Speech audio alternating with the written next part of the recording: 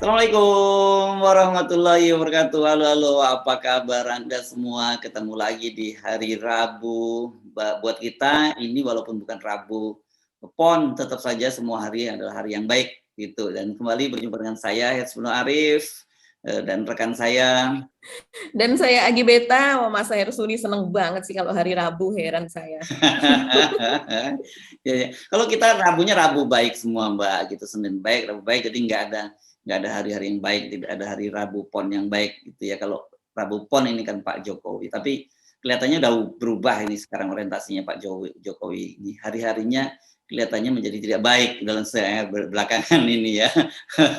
Iya, belakangan ini hari-hari kok menjadi kisruh dan kemudian hari-hari itu menjadi orang-orang deg-degan gitu ya menghadapi situasi saat ini, baik situasi politik maupun situasi ekonomi, Mas Hersu. Ya, ya, ya.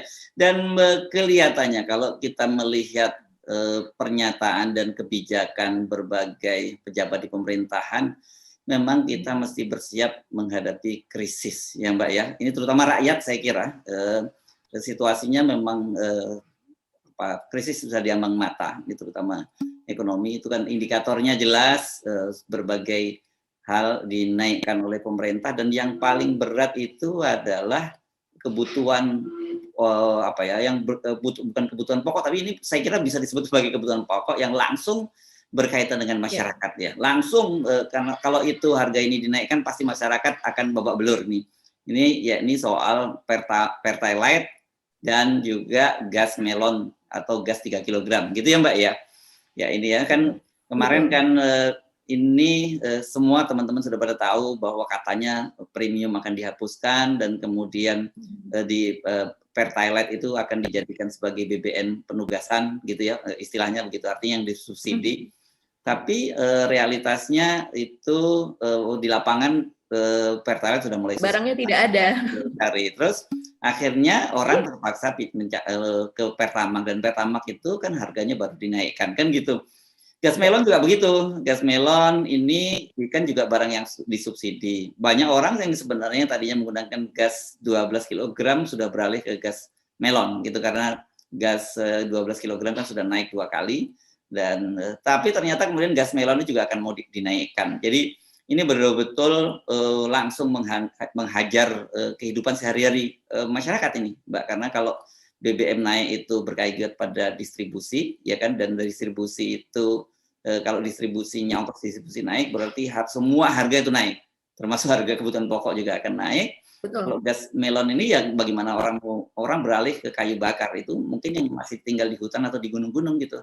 Bagi yang tinggal di perkotaan, di banyak tinggal di urban nggak mungkin melakukan itu kan gitu, bisa nanti ada rumah tetangga itu yang ditetelin kayunya untuk bahan bakar kalau itu yang terjadi. Pertama rumahnya sendiri, ketika udah habis rumah tetangga yang akan ditetelin. Saya kira itu Mbak ya situasinya yang sudah terbayang di depan mata ya. Iya, iya betul Mas Hersu. Jadi ini kalau pemerintah sampai kemudian sudah menaikkan barang-barang subsidi, itu adalah salah satu indikator bahwa memang situasi sudah makin bergejolak dan makin tidak menentu, makin tidak dapat diatasi begitu oleh sistem yang diterapkan oleh pemerintah. Jadi beberapa sebenarnya yang misalnya pupuk yang masih ada subsidinya itu sudah petani ini sudah gelisah karena pupuk naik tinggi dan kemudian juga ketersediaannya itu tidak merata begitu. Ada di daerah yang masih ada dan daerah yang tidak ada. Bisa dibayangkan kalau seandainya contohlah, seseorang itu menanam cabai. Pada waktu dia mulai menanam, terus kemudian ketika tanaman itu berusia 20 hari misalnya, 1 bulan, 2 bulan, dan sebagainya, itu ada tahapan yang harus dipenuhi. Pupuk sekian gitu ya.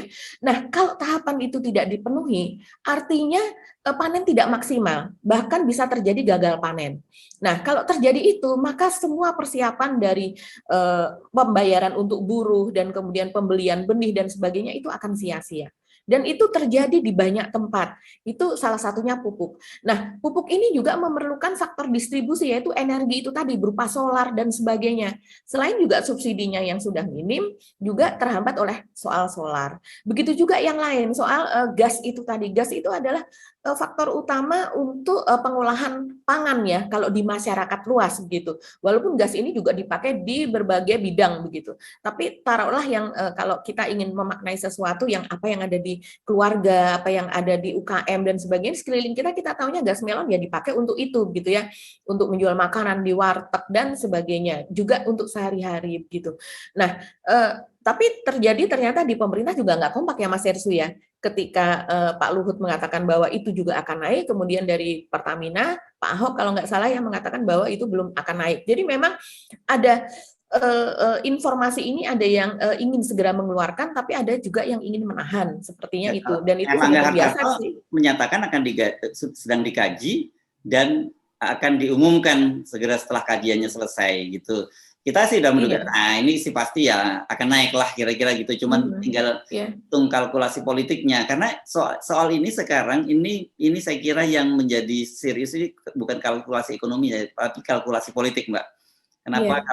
Karena Ibu Sri Mulyani sendiri kemarin kan ketika habis rapat kabinet terbatas bersama dengan Pak Erlangga Hartarto itu sudah sudah memberikan satu, saya kira itu peringatan keras gitu ya. Cuman kelihatannya karena disampaikan sambil lalu kesannya orang gitu, orang nggak ngeh gitu. Karena dia sebutkan mengatakan bahwa kalau dulu itu ancamannya pandemi, sekarang itu ancamannya kenaikan harga. Spesifik loh Bu Mulyani. Coba kita simak deh statement dari Bu Sri Mulyani berikut ini. Karena seperti tadi yang disampaikan, kenaikan yang luar biasa dari harga-harga komoditas telah memberikan di satu sisi, dari sisi APBN, penerimaan negara yang akan naik dari sisi komoditas tersebut, entah itu dari minyak, gas, batu bara, dan juga nikel CPO, itu memberikan daya tambah dari sisi penerimaan negara. Namun di sisi lain, masyarakat juga akan merasakan rambatan dari inflasi global tersebut, yang kemudian perlu untuk diputuskan langkah-langkah untuk menjaga. Kalau dulu tantangan dan ancaman bagi masyarakat adalah pandemi, sekarang tantangan dan ancaman bagi masyarakat adalah kenaikan dari barang-barang tersebut. Nah itu Mbak tadi ya, pernyataan Ibu Sri Mulyani. Jadi yang mesti diperhitungkan tadi itu, kata dia kalau soal subsidi itu kan satu, itu harga-harga di masyarakat, kedua soal APBN sendiri, itu yang harus diperhatikan, dan juga pertumbuhan ekonomi. Jadi itu tiga hal yang mesti diperhitungkan oleh pemerintah. Nah, sinyal ini saya kira mendapat pembenaran itu dari siapa nih Mbak? Khatib Basri ini sekarang apa ya jabatannya, mantan Menteri Keuangan ini Mbak ya? Pak Khatib Basri kalau tidak salah sekarang masih komisaris utama dari Bank Mandiri ya Mas Hersu. Selain juga ada menjadi komisaris di perusahaan swasta. Ini orang pemerintah dong ya, beliau ya? Ya. Kalau lihat dari jejaknya, Pak Khatib Basri ini pernah menjadi selama 1 tahun menjadi Menteri Keuangan di zaman Pak SBY, dan sesudah itu saya melihat dari beberapa bicaranya, dan kemudian juga dia jelas-jelas dia adalah sebenarnya pro Jokowi. Dia adalah dia juga membantu Bu Sri Mulyani ya. Untuk analisa begitu pernah, dan kemudian juga dia sebenarnya adalah pendukung dari sistem ekonomi yang dijalankan oleh Pak Jokowi selama ini. Tapi sepertinya sekarang dia sudah memberikan peringatan keras nih kepada kita. Gimana itu Mbak?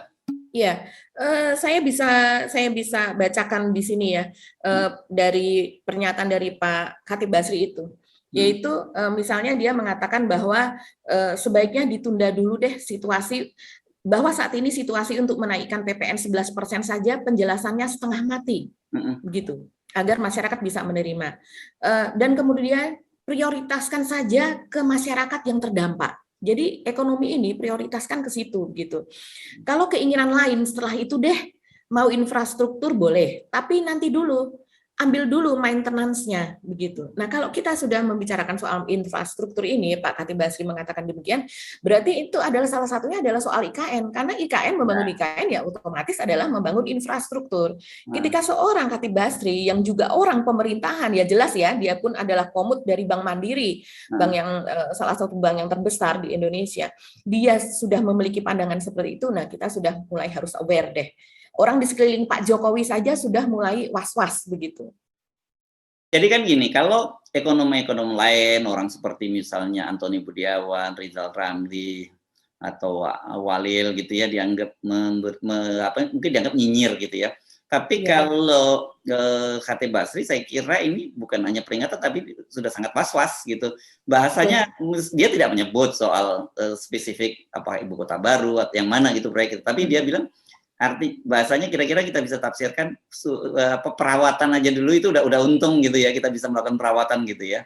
Nah ini saya kira confirm ini memberikan penjelasan pada kita bahwa memang krisis sudah di ambang mata gitu, dan ini sekali lagi ini sangat tergantung bagaimana kebijakan pemerintah, dan saya kira kelompok-kelompok ekonomi kritis itu sudah berkali-kali menyampaikan bahwa fokus, jangan mikirin ibu kota baru dulu, bertahan saja dalam situasi semacam ini kan gitu ya. Karena kalau saya perhatiin selalu saja pemerintah itu kalau dulu waktu zaman COVID itu COVID yang dijadikan kambing hitam, selalu disalah-salahkan COVID gitu ya. Nah sekarang ketika COVID sudah mulai stabil, nah ini pemerintah pun juga sebenarnya bingung nih mau mengklaim kalau dia tidak menyebut COVID ini sudah mereda, berhasil ditangani, nanti dianggap mereka gagal menangani COVID, nggak ada prestasi.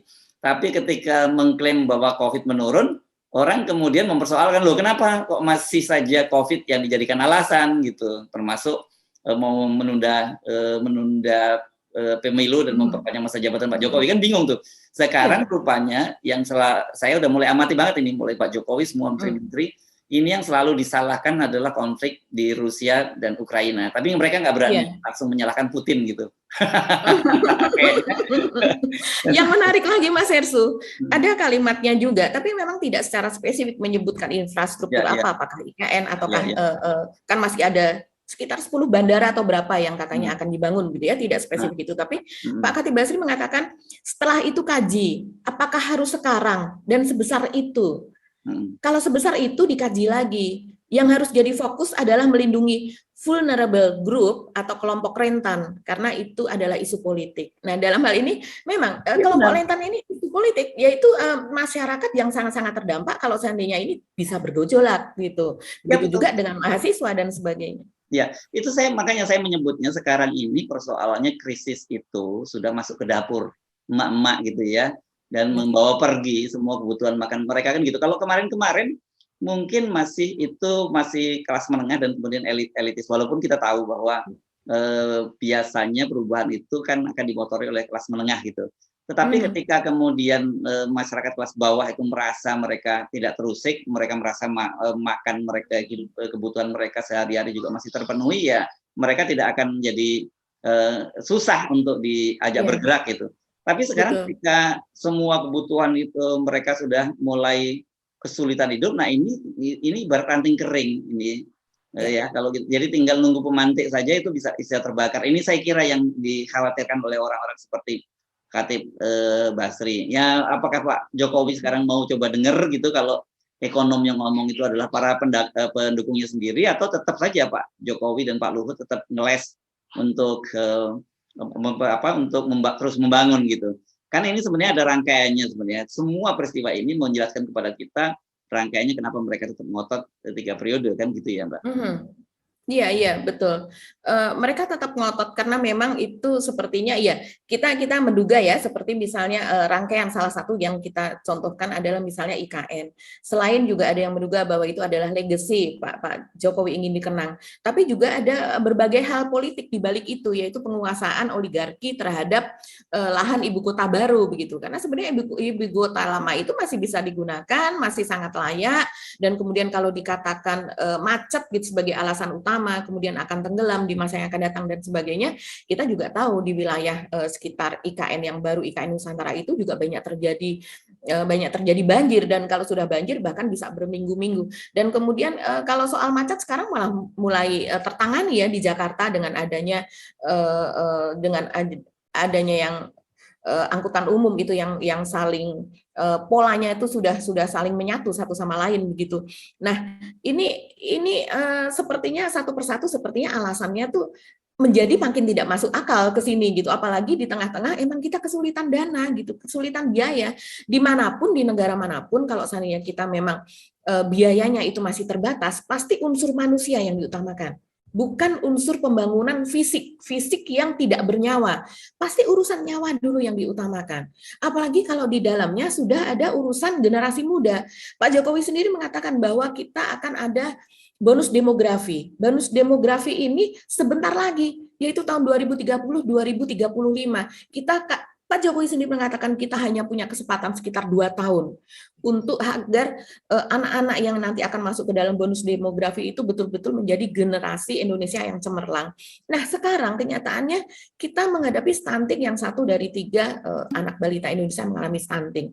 Sementara kita tahu sekarang ekonomi seperti ini dan kemudian anak-anak ini kekurangan gizi. Mana yang harus kita pilih? Di mana-mana kalau seandainya kita mau jujur ya, di banyak negara maju dan sebagainya itu SDM yang diutamakan, yaitu nyawa dan kemudian juga ketercukupan gizi dan perkembangan otak, bukan perkembangan beton, bukan perkembangan infrastruktur gitu yang kalau seandainya pun itu akan dibangun lebih dulu infrastruktur, kemudian yang mengelola siapa?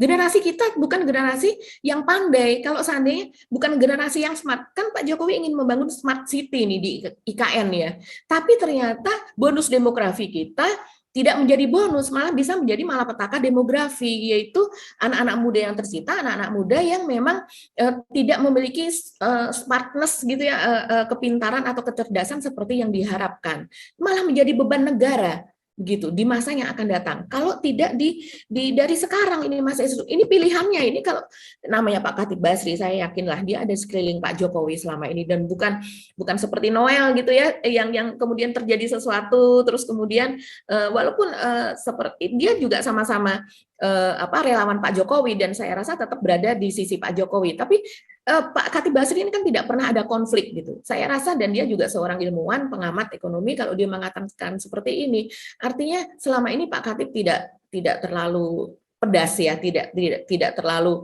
strict to the point. Tapi ketika dia sudah mengatakan seperti ini, saya rasa kita harus betul-betul waspada. Karena orang sekeliling Pak Jokowi saja sudah mengingatkan seperti ini dan dia juga seorang mantan Menteri Keuangan.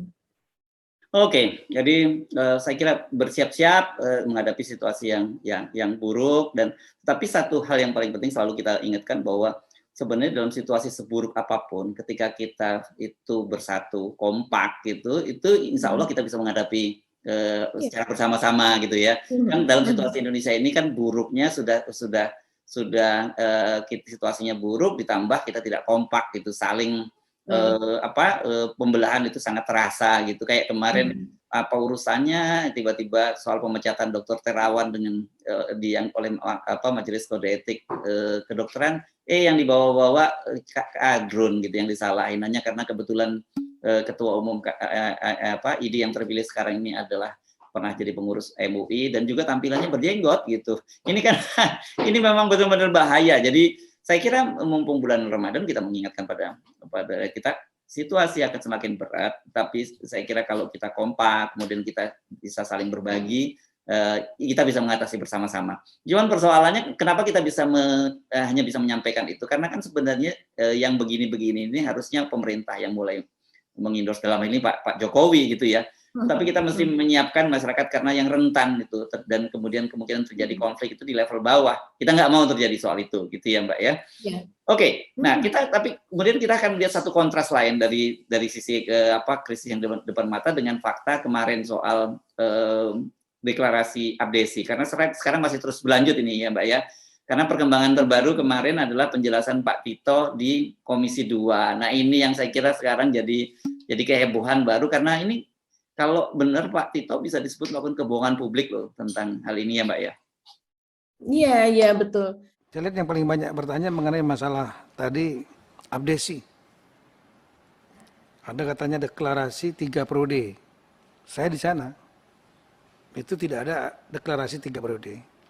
Yang ada adalah abdesi ini kita tahu bahwa ada 2. Yang pertama itu adalah yang terdaftar di Kumham. Itu namanya perkumpulan. Ini nanti kalau mau detail Pak Batiar paham betul. Perkumpulan abdesi. Nah ini rata-rata sebagian besar isinya, anggotanya, pejabatnya, itulah mantan kepala desa. Kenapa? Karena ini seksi nih kepala desa ini. Udah selesai juga nggak mau lepas. Sementara yang kepala desa yang real nggak mau. Nggak mau mereka dipimpin oleh mantan. Apalagi kadang-kadang antara mantan dan kepala desa itu banyak yang benturan. Lawan politik sama aja gubernur, bupati, kan banyak lawan politik itu juga. Nah sehingga sebelum ada ini 2016 nih yang terdaftar di Kumham. Sebelumnya sudah ada asosiasi kepala desa yang real. Tapi terdaftarnya di Kementerian Negeri. Dan itu sudah ada. Jadi yang pertama, yang kedua, ini yang ketiga. Yang ketiga, yang sekarang ini. Yang Pak Surta ini. Nah dia udah ngajukan memang udah hampir, saya menghadiri waktu munasnya lebih kurang 6 bulan yang lalu. Kemudian juga waktu pelantikan juga di sini. Di DPR. Ya. Saya juga yang melantik. Karena pembina jabatan ex officio Kemendagri. Nah, namun dalam struktur mereka, namanya rumah tangga mereka sendiri, mereka berhak juga untuk menunjuk siapa penasehat, pembina. Dan di saat itu, pada saat lebih kurang 3-4 bulan yang lalu, mereka meminta Pak Lut Panjaitan sebagai ketua dewan pembinanya mereka. Ya mungkin karena mungkin kemampuan dan lain-lain. Nah, saya sendiri sebagai pembina bersama dengan Menteri Desa tertinggal. Pak Tito, bagaimana ya kita menjelaskannya ya? Karena memang pemerintahan ini sejak awal janjinya Pak Jokowi akan diisi oleh para profesional, begitu kan? Nah, terus kemudian ini ada dimensi baru, Pak Tito mengatakan bahwa yang real abdesi adalah abdesi yang disahkan oleh Kemendagri. Artinya ada diakui oleh Kesbangpol dan sebagainya itu, yaitu yang dipimpin oleh Pak Sutarwijaya. Dan kemudian yang satunya, artinya kalau dia mengatakan hanya satu yang real, artinya yang satunya tidak real. Bahkan Pak Tito mengatakan bahwa yang satunya banyak diisi oleh mantan-mantan kades, jadi bukan diisi oleh kadesnya sendiri begitu. Dan itu padahal justru abdesi yang satu itu yang diakui oleh Menkumham gitu, oleh Kemenkumham. Nah tentunya Kemenkumham sendiri tidak akan asal-asalan. Selama ini saya tahu, saya berorganisasi, ketika membentuk organisasi baru dan mendaftarkan ke mereka, itu verifikasinya sangat banyak Mas Hersu, persyaratannya sangat banyak. Yang tanda tangan harus juga sangat banyak begitu. Jadi tidak serta-merta bisa diterima begitu saja, ada verifikasinya, ada tahapan-tahapannya. Dan ketika abdesi yang satu yang di bawahnya Pak Arifin Abdul Majid ini diterima dan mendapatkan pengakuan dari Kemenkumham sebagai salah satu organisasi gitu ya, organisasi dari aparatur pemerintahan desa, artinya ini ya betul sudah sah lewat verifikasi yang dilakukan oleh pemerintah sendiri. Kenapa justru dikatakan tidak real? Nah, tapi kalau kita tengok ke belakang, kita juga tahu bahwa kementerian yang tadinya harusnya diisi oleh profesional, kita tahu dari Menkumham kita juga dari PDIP begitu ya, ada nuansa partainya begitu. Dan kemudian kita tahu Pak Tito ini adalah orangnya Pak Jokowi, orang yang sangat dekat kepercayaannya Pak Jokowi begitu. Jadi jadinya akhirnya kita kalau kita tarik ke belakang memang ada nuansa itu, ada nuansa politiknya kental sekali begitu. Apalagi kita tahu bahwa abdesi ini kalau yang saya baca dari sejarahnya sebenarnya sudah terbentuk sejak bayi abdesi itu sendiri sudah sejak setelah reformasi, tapi baru tahun 2005 kemudian menjadi organisasi, dan kemudian pada tahun 2015 itu mereka terjadi perpecahan di dalam, dan pada tahun 2016 masing-masing mengadakan munas. Nah, yang satu menjadi munas yang sekarang abdesi dipimpin oleh Pak Arifin Abdul Majid itu yang mendapatkan pengesahan dari Kemenkumham, dan yang satu lagi yang dipimpin oleh Surtawijaya yang mendapatkan pengakuan dari Pak Tito begitu. Dan kemudian kalau kita melihat ke sini lagi, ternyata karena diakui oleh Mendagri, maka ketika munas dibuka dibuka oleh Pak Tito yang versinya Surtawijaya. Dan kemudian ketika penutupan terbentuk pengurus baru itu juga dilantiknya oleh Pak Tito begitu. Sementara kalau saya lihat dari penjelasan Pak Tito, banyak yang menanyakan kenapa ketua dewan pembinanya adalah Pak Luhut gitu, apa hubungannya? Dan Pak Tito mengatakan bahwa ya itu baru sekitar 3-4 bulan yang lalu lah Pak Luhut masuk gitu, diminta untuk menjadi ketua dewan pembina.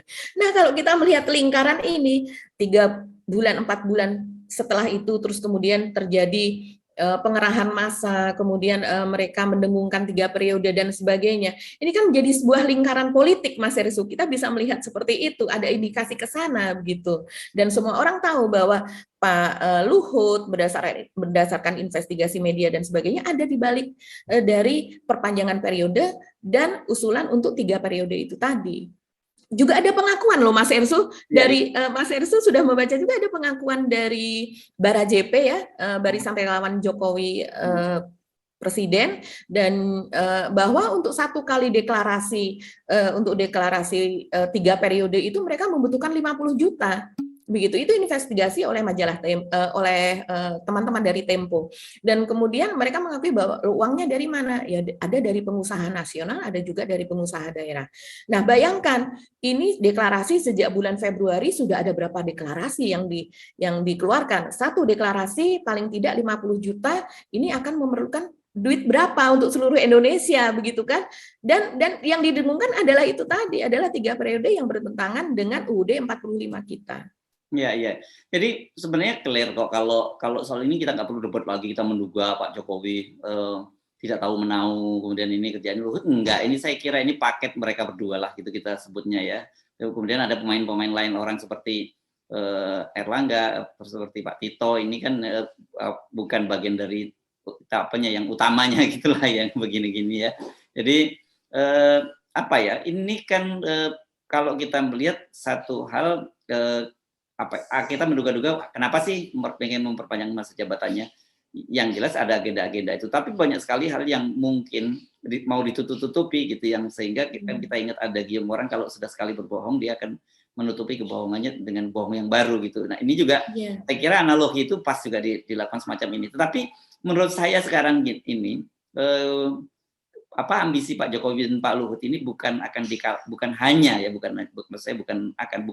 akan dikalahkan oleh penolakan partai-partai politik pendukungnya, tetapi problem ekonomi yang seperti kita tadi yang sebutkan di depannya berkejaran ini waktunya Mbak, berkejaran justru kalau dengan partai-partai politik tadi timeline-nya jelas bahwa enggak finish, kamu cukup sampai tahun 2024. Tapi kalau dengan ekonomi saya kira ini kita nggak bisa tahu kapan terjadi, bisa aja meledak setiap saat kan gitu. Dan saya kira ini berbahaya, dan kalau itu terjadi ini nggak bagus lah ya buat Pak Jokowi dan juga buat tradisi di Indonesia kan gitu. Kenapa? Karena setidaknya kan kita sudah ada presiden di sejarah Indonesia itu mencatat presiden Indonesia itu sebagian besar itu turun di tengah jalan dengan cara yang tidak enak gitu ya. Kalau jelas Pak Bung Karno misalnya, kita tahu sejarahnya bagaimana turun di tengah jalan itu karena pemberontakan di SPKI. Pak Harto karena masa jabatan yang terlampau panjang dan kemudian ada korupsi dan nepotisme, itu juga turun di tengah jalan. Gus Dur itu meskipun mungkin sebenarnya tidak separah para presiden sebelumnya gitu, lebih pada persoalan politik, tapi juga ada dipicu juga oleh skandal juga gitu ya. Dan kita tahu Pak Habibie pun, kalau kita mundur sedikit, itu kalau itu lebih pada konflik politik ya. Pak Habibie justru yang terjadi pada Pak Habibie itu memajukan pemilu, bukan mengundurkan pemilu gitu, karena Pak Habibie kelihatannya ingin ada legitimasi politik yang sangat kuat. Makanya kemudian kemarin ada tulisan dari Bill Liddell ya, profesor dari Ohio, profesor emeritus, ini kan harus senior banget, yang mengingatkan gitu Pak Jokowi, tirulah apa yang dilakukan oleh Pak Habibie yang disebutnya sebagai sesepuh bangsa. Menarik ini, dan kalau sebagian besar dari Anda saya kira sudah baca artikel itu, Pak Bill nggak panjang-panjang, dia cuma mengasih pengantar dan penutup, tapi kemudian dia mengutip full wawancara antara majalah Forum Keadilan dengan Pak Habibie. Tapi di situ kemudian orang melihat memang Pak Habibie itu luar biasa gitu ya. Negarawan. Negarawan, dalam waktu singkat dia bisa membuat stabil ekonomi, dan kemudian juga yang luar biasa itu proses demokratisasi yang dilakukan oleh Pak Habibie kan gitu. Nah, Pak, saya kira yang gini-gini Pak Jokowi harusnya bisa belajar dari situ. Pak Bil ini kan orang udah kayak Indonesia, orang Jawa lah gitu, bahasa Indonesia juga. Indonesianis yang sangat terkenal, betul. Nah, jadi dan dia pun gaya bahasanya itu kan apa ya? Gaya bahasa yang andap asor kalau saya nyebutnya sebagai orang Jawa gitu ya. Gaya bahasa yang merakyat, mudah dipahami. Ya. Bukan hanya sekedar dipahami, Mbak, tetapi maksud saya sopan santun dia kepada Pak Jokowi itu tidak seperti banyak kritikus lain yang memilih yang to the point gitu ya. Tapi dia memilih bahasa yang sangat halus dengan gaya Jawa lah dia mengingatkan Pak Jokowi itu. Nah, sudah banyak Mbak peringatan-peringatan semacam ini, dan kemudian juga The Economist yang berkali-kali saya juga kutip dan dia bahas yang menyebut akan Pak Jokowi ini akan menghadapi krisis kembar, yaitu krisis politik dan krisis ekonomi. Nah, mereka ini kan kalau bukan kita mendewa-dewakan orang asing gitu ya. Karena kita banyak sekali pengamat-pengamat kita yang juga sudah menyampaikan itu. Tapi kalau orang asing itu kan dia bisa lebih berjarak gitu ya, melihat persoalan dia bisa lebih clear, tidak melihat ada kepentingan yang sama sekali, cuman mereka bicara begitulah fakta adanya. Jadi sudah diingatkan ini Pak Jokowi bahwa kalau dia dulu dia diusung ke pemerintah jadi presiden itu oleh rakyat gitu, rakyat kebanyakan yang melihat dia Pak Jokowi ini kan satu figur yang berbeda dengan figur-figur penguasa sebelumnya gitu. Biasanya kalau nggak elit politik ya jenderal militer gitu, jenderal TNI. Jadi tiba-tiba muncul orang kampung seperti Pak Jokowi gitu, dan orang bilang gua banget. Makanya kita ingat dulu tagline-nya dulu, Jokowi adalah kita. Itu jago gitu yang bikin tagline itu ya. Benar ya. Ini Jokowi ini gua banget nih, orang begini kok, yang tampilan nggak meyakinkan, pengalaman terbatas, wawasan juga terbatas juga, karena kan seperti pengalaman Pak Jokowi nggak mau baca yang rumit-rumit, senangannya baca komik gitu ya. Kok bisa jadi presiden kan gitu ya Mbak ya. Nah jadi sebenarnya itu udah berlebihan ini kalau Pak Jokowi kemudian minta tambahan. Karena itu saya kira peringatan-peringatan itu mesti diindahkan oleh Pak Jokowi. Jangan sampai terjadi satu, kalau kemudian Pak Jokowi harus terpaksa turun di tengah jalan, itu tidak baik sebagai pribadi Pak Jokowi, tapi yang lebih parah lagi tidak baik bangsa Indonesia, karena kita punya tradisi buruk gitu, selalu menurunkan pemerintah di tengah jalan. Yang terjadi, tirulah Pak SBY lah misalnya ya, Pak SBY yang sama dengan Pak Jokowi, kira-kira kalau kita bandingkan gitu, kita nggak bisa bandingkan Jokowi dengan Bu Mega atau dengan Pak Habibie, situasinya masih krisis atau Gus Dur, nggak bisa. Tapi dengan Pak SBY yang sama-sama terpilih melalui proses demokrasi 2 periode, dan kemudian Pak SBY memilih untuk turun dengan legowo, walaupun sebenarnya dulu juga ada upaya-upaya orang dekat. Betul. Gitu jadi loh, orang sekelilingnya.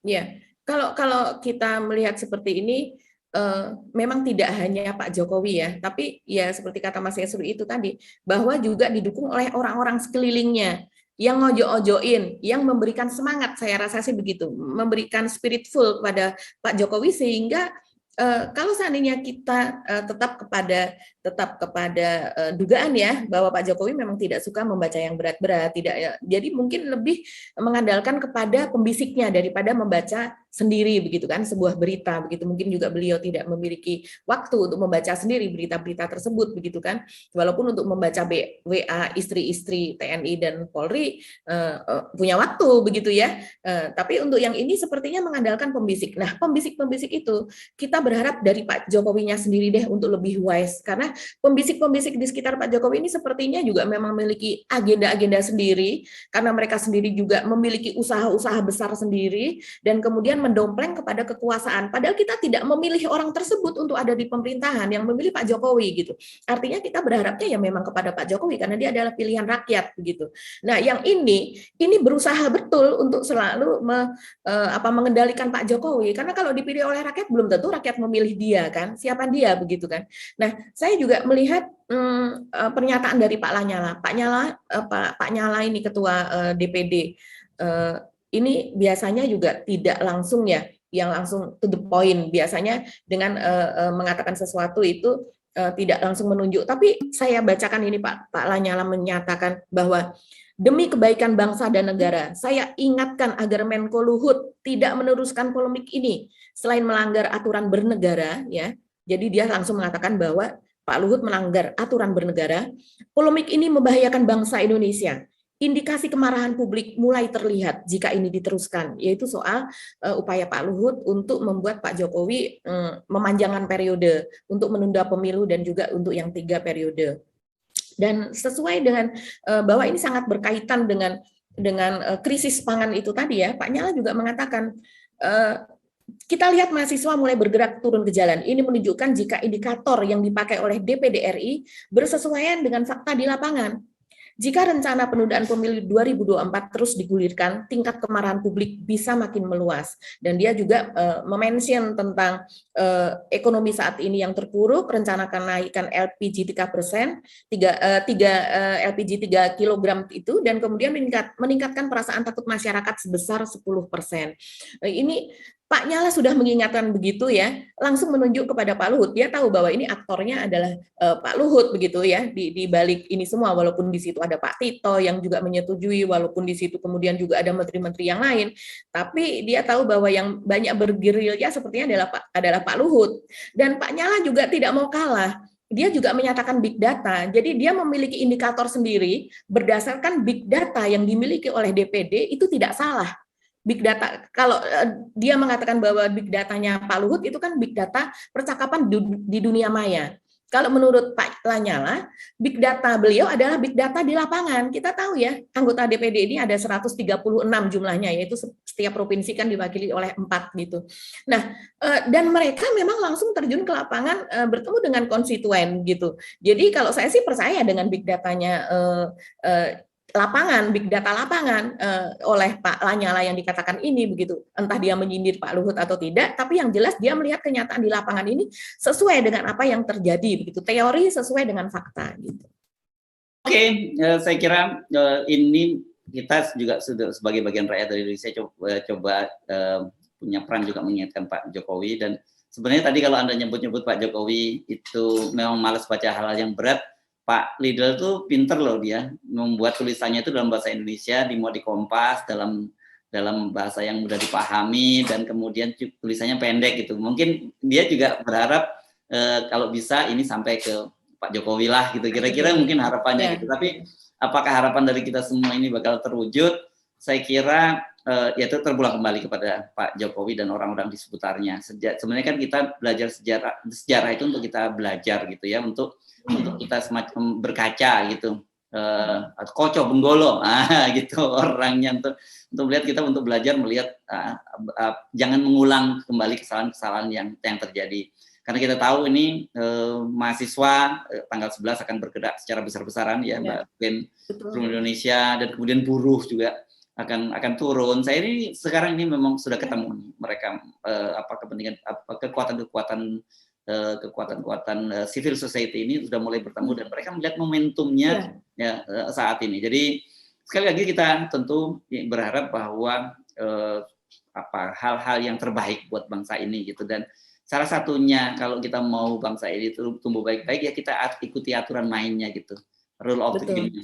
Rule of the game itu apa? Iya, konstitusi kita gitu. Sekali kita bermain-main dengan konstitusi, kita coba utak-atik untuk kepentingan kita sendiri atau kelompok kita sendiri, sejarah mengajarkan bahwa akhirnya itu sudah seperti apa sudah kita tahu. Jadi saya selalu mengingatkan, mau husnul khotimah atau su'ul khotimah gitu. Jadi dan ada satu lagi Mas Hersu, beliau ini Pak Jimli Asidik ini kan ketua MK pertama ya, ketua MK pertama kita begitu. Dan kita tahu juga Pak Jimli ini dekat dengan Pak Jokowi, dan 2019 kemarin juga Pak Jimli ini juga pendukungnya Pak Jokowi secara literally dia juga menyatakan dia adalah pendukung Pak Jokowi begitu ya. Dan sekarang dia memberikan peringatan Mas Hersu, karena dia selain lewat MPR, dia juga mewaspadai bahwa ini kata-katanya ya, sekarang makin banyak ahli di dunia yang menyatakan bahwa perubahan Undang-Undang Dasar juga bisa di judicial review, artinya lewat MK. Dan kemudian dia mengatakan, sekarang Pak Jimli adalah anggota DPD juga ya, dan dia mengatakan dengan tegas bahwa wacana penundaan pemilu dan perpanjangan masa jabatan presiden merupakan ide yang tidak boleh, tidak mungkin dan tidak akan. Nah, saya membaca ini adalah beliau adalah seorang mantan ketua MK, dan sekarang kita tahu ketua MK yang sekarang yaitu Pak Anwar itu akan menjadi iparnya Pak Jokowi. Nah, kalau seandainya tidak tembus lewat MPR, kemungkinan akan di GR, di judicial review lewat MK. Dan kita tahu ketua MK-nya siapa. Nah, saya rasa ini ada hubungannya. Pak Jimli mengatakan demikian sebagai seorang ketua MK yang sekarang juga DPD begitu. Dengan tegas loh ini, dan ini bukan, kalau Pak Jokowi mau mengingat, ini bukan orang yang berseberangan dengan Pak Jokowi. Sama seperti Pak Khatib Basri tadi, orang-orang di sekeliling Pak Jokowi sudah menyatakan kebenaran. Oke. Ya Mbak, saya kira berbagai peringatan sudah disampaikan. Intinya sebenarnya kita ini semua yang mencintai negara ini, tentu saja kita ingin rakyat kita selamat, pemimpin kita selamat, juga negara ini, yang paling penting negara ini juga selamat. Ya Mbak ya. Oke, Mbak Agi, kita mesti mengakhiri perbincangan kita. Tidak terasa ini sekarang Ramadan sudah memasuki hari keempat ya. Hari keempat, selamat hari keempat dan ada hari kelima. Ini nggak boleh nyebutnya hanya hari keempat karena sudah ada yang masuk hari kelima juga. Selamat menjalankan ibadah puasa. Tolong bantu ya bangsa kita ini, karena kondisi bangsa kita ini sedang tidak baik-baik saja. Insya Allah doanya orang-orang yang berpuasa itu kan salah satu doa yang bakal yang mustajab yang dikabulkan oleh Allah Subhanahu Wa Taala. Oke Mbak Agi, kita mesti mengakhiri perbincangan. Saya Subno Arif. Dan saya Agi Beta, terima kasih atas perhatian Anda. Kita saling membantu ya teman-teman, baik doa maupun materi kepada kita, keluarga, orang-orang di sekeliling kita. Ya, itulah mungkin yang terbaik saat ini. Salam 0%, Assalamualaikum warahmatullahi wabarakatuh. Salam 0%, Assalamualaikum warahmatullahi wabarakatuh.